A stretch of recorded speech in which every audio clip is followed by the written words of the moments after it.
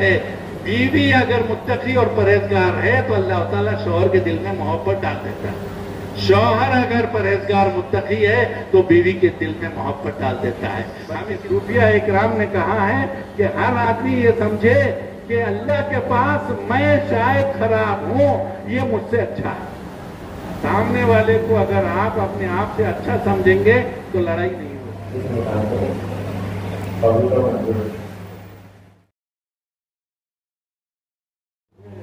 شادی کی محفل میں بہت اہم کردار ادا کرتا ہے. اس لیے ہم نے دیکھا تمل ناڈو میں کہ خطبہ نکاح کو تمل میں پھر انگلش میں بھی ادا کیا جاتا ہے. یہ بہت اچھا رواج ہے. خیر، یہ 3 آیتیں ہیں. آدمی کی حیثیت بھی 3 طرح کی ہے. ایک اس کی انفرادی حیثیت ہے، وہ اپنے آپ کو کیا سمجھتا ہے، دیندار سمجھتا ہے یا بے دین سمجھتا ہے. وہ اپنے آپ کو امانت دار سمجھتا ہے یا بے امانت جس کے پاس نہ ہو یعنی بے ایمان سمجھتا ہے اپنے آپ کو. یہ آدمی کے اپنے کمپلیکس کی وجہ سے ایک حیثیت ہے. اس حیثیت کو خاص طور پہ پہلی آیت میں بتایا گیا.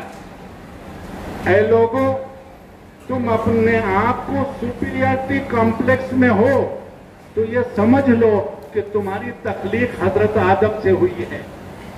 جیسے تمہارے تخلیق ہوئی ہے ایسے ہی تمہاری بیوی کی بھی تخلیق ہوئی. تم اپنے آپ کی قابلیت کی وجہ سے، اپنے آپ کے اقتدار کی وجہ سے، اپنے آپ کے خاندان کی وجہ سے، اپنے آپ کے مال و دولت کی وجہ سے کوئی فخر نہیں کر سکتے. یہ سب چیزیں عارضی ہیں اور یہ سب چیزیں کب آئیں کب جائیں معلوم نہیں ہوتا. اس لیے اگر آدمی اپنے آپ کو بہت ہوشیار سمجھتا ہے ٹھیک ہے، مگر کب تک ٹھیک ہے جب سامنے والے کو بیوقوف نہ سمجھے.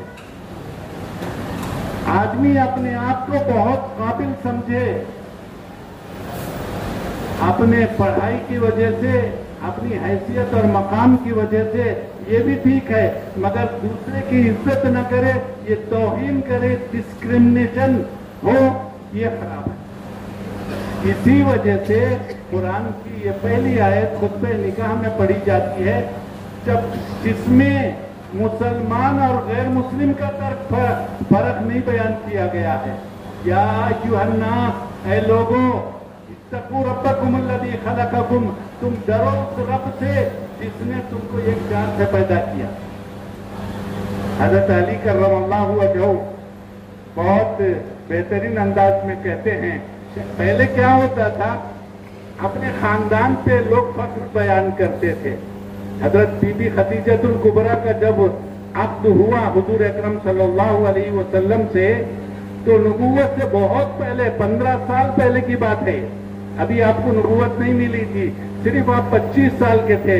اس وقت کیا ہوا، اس قبیلے سے ایک آدمی، حضرت بی بی خدیجہ کے قبیلے اور خاندان سے ایک آدمی کھڑے رہ کر اپنے خاندان کی بڑائی بیان کرتا. وہ جب بند کر دیتا تو یہ حضرت ابو عبد المطلب کے خاندان اور قبیلے سے ایک آدمی اٹھ کر اپنا فخر بیان کرتا. یہ سلسلہ بہت لمبا چڑھ جاتا. کبھی کبھی اس میں پورے یعنی صبح سے شام ہو جاتی لیکن نکاح نہیں ہو پاتا تھا. یہ اس بات کو مد نظر رکھ کر یہ کہا گیا ہے.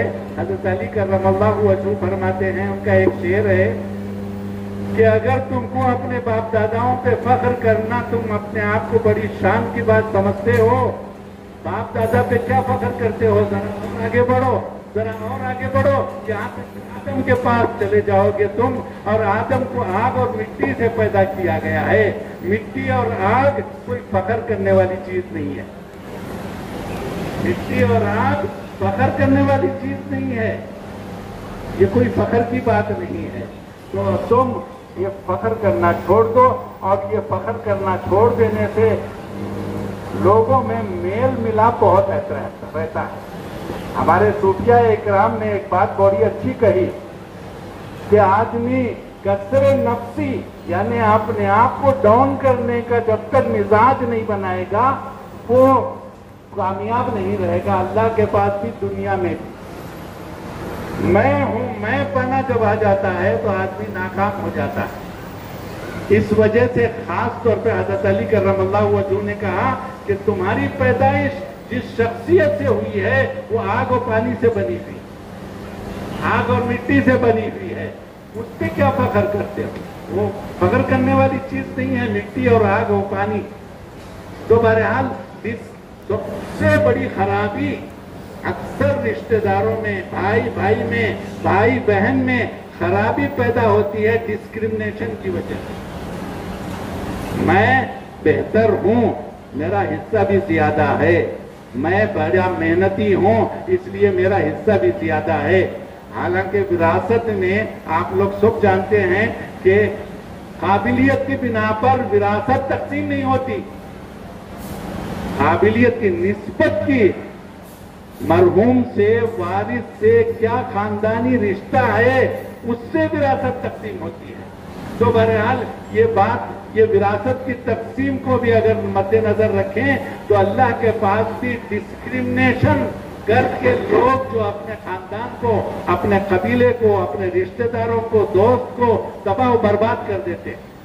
तो बुनियादी वजह डिस्क्रिमिनेशन, यानी शौहर वाले ये समझते हैं कि हमारा खानदान और कबीला बरतर है तो औरत के साथ या औरत के रिश्तेदारों के साथ डिस्क्रिमिनेशन होगा और वो डिस्क्रिमिनेशन से हालात अंदरूनी तौर पे खराब हो जाएंगे। अगर लड़की वाले ये डिस्क्रिमिनेट करते हैं ये तो खैर कोई भी नहीं है, हमारा खानदान बहुत ऊंचा है, हम बहुत शाही लोग हैं हमारे खानदान में, तो वो लड़के वालों को डिस्क्रिमिनेट करेगी, वो उनकी तौहीन करेगी और उसकी वजह से रिश्तों में कभी सुधार नहीं आ सकता। हर आदमी, बल्कि सूफिया इकराम ने कहा है कि हर आदमी ये समझे कि अल्लाह के पास मैं शायद खराब हूं, ये मुझसे अच्छा है। सामने वाले को अगर आप अपने आप से अच्छा समझेंगे तो लड़ाई नहीं होगी। वही ये आयत सिखाती है, या अय्युहन्नासु तक़ू रब्बकुमुल्लज़ी खलक़कुम मिन नफ्सिन वाहिदा व खलक़ मिन्हा ज़ौजहा व बस्सा मिन्हुमा रिजालन कसीरन व निसाआ। उसके बाद दूसरी हैसियत इंसान की अपने रिश्तेदारों में होती है। अपने आप को क्या समझता है वो पहली आयत में वाज़े हो गया, फिर अपने रिश्तेदारों में, घर वालों के पास क्या समझा जाता है वो उसका ये होता है। कुरान कहता है इन्नल्लज़ीना आमनू व अमिलुस सालिहाति सयजअलु लहुमुर रहमानु वुद्दा। एक अजीब गरीब आयत है। जो अल्लाह से डरता है, अल्लाह पर ईमान लाता है, वो अपने काम भी अल्लाह से डर कर करने वाला होता है, अल्लाह लोगों के दिलों में उसकी मोहब्बत डाल देता है। सयजअलु लहुमुर रहमानु वुद्दा। आज हम किसी आदमी की कदर और मंजिलत जो है उसके चेहरे मोहरे से भी करते हैं, क्योंकि ये दीनदार आदमी लगता है, इसको जो है इज्जत देनी चाहिए, इसको एक मकाम देना चाहिए, अपनी सीट भी उठ के दे देते हैं।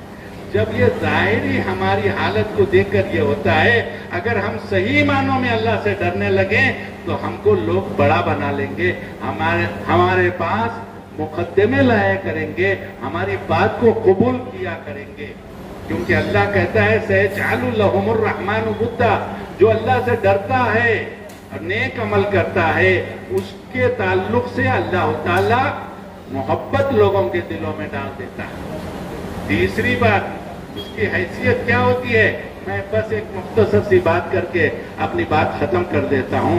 तीसरी हैसियत उसकी दूसरे लोगों के साथ मुआशरे में क्या होती है, जिनको जानता है उनके पास क्या होती है, जिनको नहीं जानता उनके पास क्या होती है। एक बात तो हम अच्छी तरह से जानते हैं, जिनको हम नहीं जानते, सफर में उनके साथ रहते हैं तो अच्छी से अच्छी शुस्ता जुबान बोलने की कोशिश करते हैं, पोलाइट होने की कोशिश करते हैं, आइए बैठिए जाइए, ये इस तरह के अल्फाज इस्तेमाल करते हैं। क्या मतलब इसका मतलब ये है कि तासुर अच्छा देना चाहते हैं कि मैं पढ़ा लिखा मुहज्जब सलीकामंद आदमी हूं। اس کے لیے قرآن کہتا ہے یہ میٹھی میٹھی باتوں سے تمہارا مقام و مرتبہ نہیں بڑھے گا. بڑھے گا کس سے؟ یا ایھا الذین آمنوا اتقوا اللہ، اے ایمان والو اللہ سے ڈرو. وقولوا قولا سدیدا، ہمیشہ سیدھی بات کیا کرو، چاہے وہ تمہارے خلاف ہی کیوں نہ ہو یا تمہارے عزیزوں کے خلاف ہی کیوں نہ ہو. بات سیدھی کیا کرو، اور سیدھی بات کرنے سے متعلقین غیر متعلقین جاننے والے انجانے لوگوں میں تمہارا مرتبہ بڑھے گا. یہ 3 حیثیتیں ہیں آدمی کی. انفرادی حیثیت ہے، گھریلو حیثیت ہے، اور اس کے بعد ایک سوشل حیثیت ہے، معاشرتی حیثیت ہے. تو یہ معاشرتی حیثیت میں آدمی کا سچ بولنا، حق بولنا، یہ بہت معنی رکھتا ہے. اور ان گھریلو زندگی میں آدمی کا متقی اور پرہیزگار ہونا. اور یہ عجیب بات ہے، بیوی اگر متقی اور پرہیزگار ہے تو اللہ تعالیٰ شوہر کے دل میں محبت ڈال دیتا ہے. شوہر اگر پرہیزگار متقی ہے تو بیوی کے دل میں محبت ڈال دیتا ہے. ہمیں کتنی مرتبہ نکاحوں میں، شادیوں میں دعا کرتے ہیں بارک اللہ فیک، بارک اللہ فیک.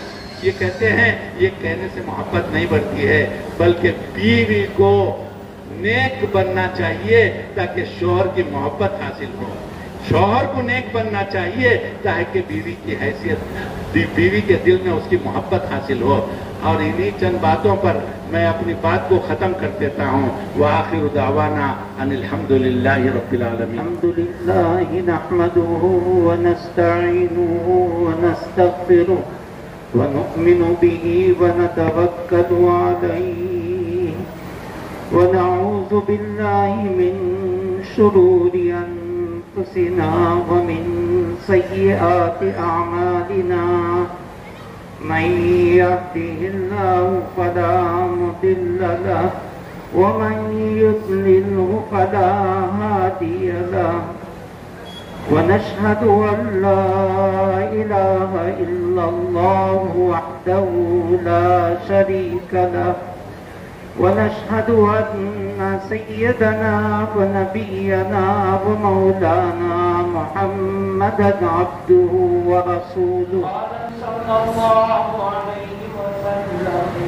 النكاح من سنتي فمن رغب عن سنتي فليس مني. وقال عليه الصلاة والسلام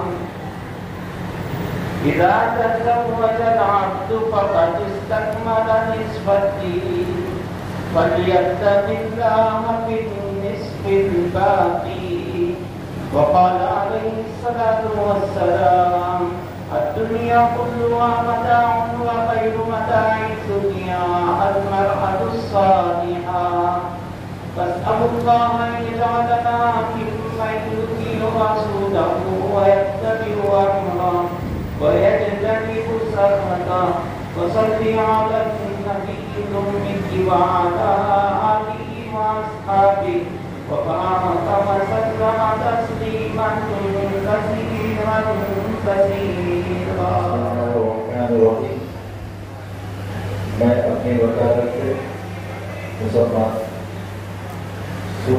سید رضا حسنی بنت سید شرف الدین حسنی صاحب کا نکاح وعیون 51,300 روپے سکے بہن معجب نقد روبرئی گواہ سید فخر الدین حسنی صاحب، سید افتخار الدین حسنی صاحب کے گواہ سے حاضر محفل میں آپ کے مقدس کا دیا کہ آپ نے قبول کیا. الحمدللہ میں اس میں غیر محرم کسی عقیدے کے ساتھ اس کا آپ نے ابھی ذکر کیا روبرو گواہ بہت سارے ہیں اس نکاح کو قبول و منظور.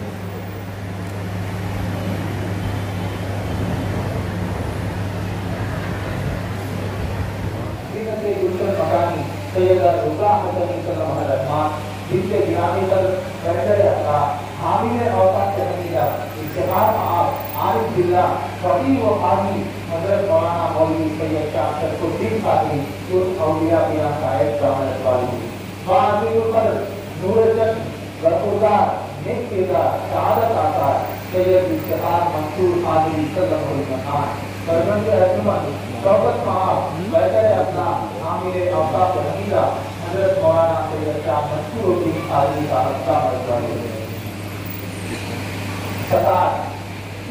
نشاط روح جو ہم سے خدا معلوم ہوتی ہے، نشاط روح جو ہم سے خدا معلوم ہوتی ہے، سکون جان ثنائے مصطفیٰ معلوم ہوتی ہے۔ بہارے گلشن عشق کا عالم پوچھتے کیا ہو، بہارے گلشن عشق کا عالم پوچھتے کیا ہو، یہ تو رحمت کی عطا معلوم ہوتی ہے۔ خدا کے شکر سے کر کیوں نہ ہو دعا میری، خدا کے شکر سے کر کیوں نہ ہو دعا میری، کہ مجھے ہم جو سنا ہے مسامے نہ میری۔ رضا ہے جو دلہن کو دلہا ہے اشتہار، رضا ہے جو دلہن کو دلہا ہے اشتہار، دعائیں دیتی ہے دونوں کو اب دعا میری۔ آج ہے جی گئے پرشوق وہ منظر وہ سما، آج ہے جی گئے پرشوق وہ منظر وہ سما، دیکھ کر کل زمین چشم فلک ہے حیران۔ کھلکھلاتی ہوئی کلیوں سے ببیض رحماں، کھلکھلاتی ہوئی کلیوں سے ببیض رحماں، ہم کے ساتھ لبوں پر ہیں دعائیں رکھنا۔ اس قطعے میں آمین کے ساتھ شکر فرمائیے۔ شاد و خرم رہے ہر آنکھ الہی باہم، شاد و خرم رہے ہر آنکھ الہی باہم، حق میں اٹھتے ہو تیرا لطف مسلسل پیغام۔ کامراں ہر رہے ہستی میں ہوں سدا پھولے پھلیں، کامراں ہر رہے ہستی میں ہوں سدا پھولے پھلیں، ہے دیا کی یہ دعا تجھ سے اے رب عالم۔ پیشکش و نتیجہ بھی دعا کو دلہن کے سایہ حضرت سید شاہ محمد اللہ ضیاء بختیاری، سید محمد صاحب رائے چودھری آندھرا پردیش۔